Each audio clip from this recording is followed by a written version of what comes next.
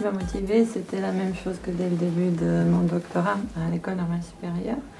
Malgré la chance immense de travailler au sein d'un établissement si prestigieux que l'École normale supérieure de la Rédum, il manquait pour moi toujours un sens d'engagement, de partager tout ça, toute la richesse de la recherche qui se fait là-bas avec mes camarades du département.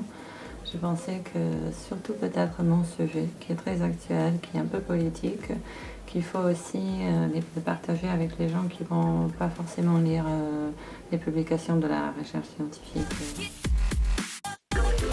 Je pense qu'il y a une différence à faire entre empathie et compassion et une intelligence émotionnelle qu'on peut apprendre et celle qu'on ne peut pas. Et ça, c'est prouvé parce qu'aujourd'hui, on a bien besoin des preuves. C'est l'homme du XXIe siècle qui ne croit pas s'il n'y a pas de preuves.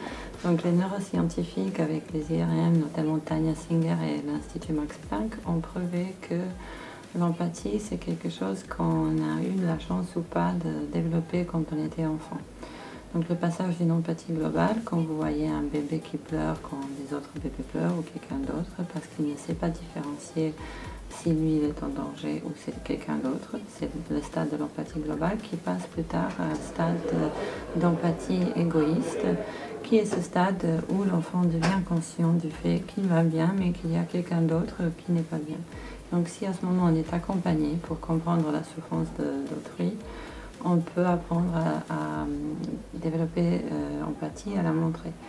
Mais souvent, quand il y a eu un traumatisme ou un moment où quelque chose ne marchait pas pendant cette période, là, ça devient beaucoup plus difficile. Et d'où le choix de la compassion plutôt que l'empathie, parce qu'il y a quelque chose qui est plus facile à mobiliser, plus politique avec la compassion.